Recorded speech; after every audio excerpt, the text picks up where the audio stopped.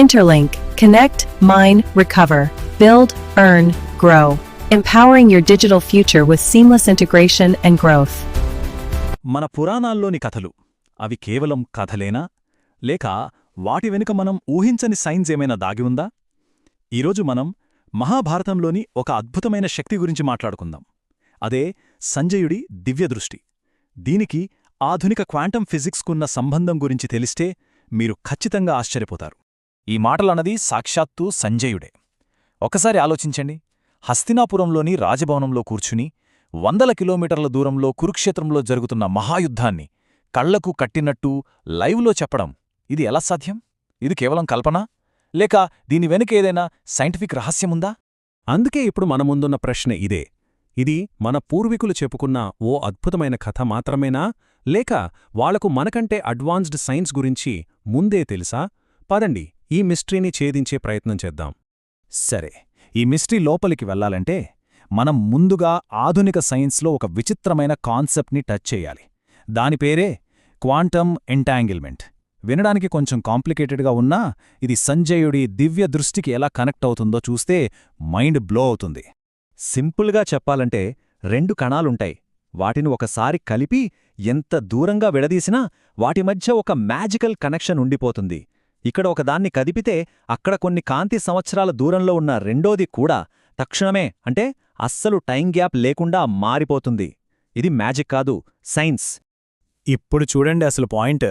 Quantum ఎంటాంగిల్మెంట్లో కణాలు ఎలాగైతే అదృశ్యంగా connect అయి ఉంటాయో, వ్యాసమహర్షి ఇచ్చిన ఆ వరంతో సంజయుడు కూడా కురుక్షేత్రంతో అచ్చం అలాగే అనుసంధానమయ్యాడు. ఆ వరం ఒక క్వాంటమ్ లింక్ లాగా పనిచేసిందనమాట. అయితే ఇక్కడ విషయం కేవలం చూడటం మాత్రమే కాదు. అక్కడ జరిగిన ప్రతి సంభాషణ, ప్రతి ఆలోచన కూడా సంజయుడికి చేరింది. అంటే ఇన్ఫర్మేషన్ కూడా ట్రాన్స్ఫర్ అయ్యింది. అది కూడా ఇన్స్టెంట్గా. మరిది ఎలా సాధ్యం? ఇక్కడే మనకు క్వాంటమ్ ఫిజిక్స్లోని మరో అద్భుతం పరిచయమవుతుంది. క్వాంటమ్ టెలిపోర్టేషన్ అంటే సమాచారాన్ని ఒక చోటు నుంచి మరో చోటికి తక్షణమే పంపించడం.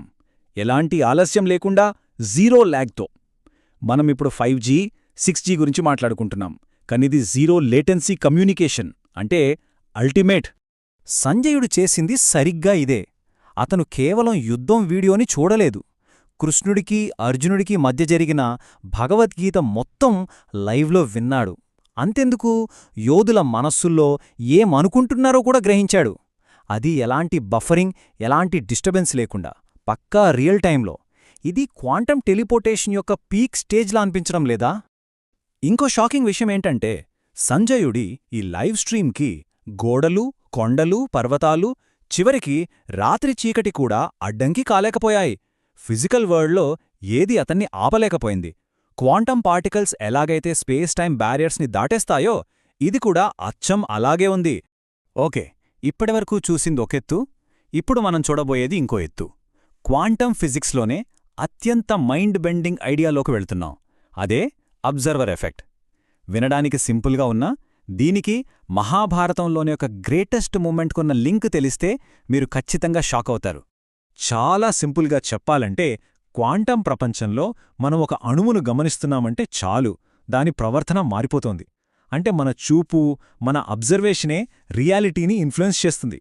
చూసేవాళ్లని బట్టి రియాలిటీ మారుతోందన్నమాట. వినడానికి వింతగా ఉన్నా ఇది సైంటిఫిక్గా ప్రూవ్ అయిన ఫ్యాక్ట్. దీనికి మన పురాణాల్లో పర్ఫెక్ట్ ఎగ్జాంపుల్ విశ్వరూప దర్శనం. శ్రీకృష్ణుడు తన విశ్వరూపాన్ని చూపించినప్పుడు అక్కడ ఎంతోమందున్నారు.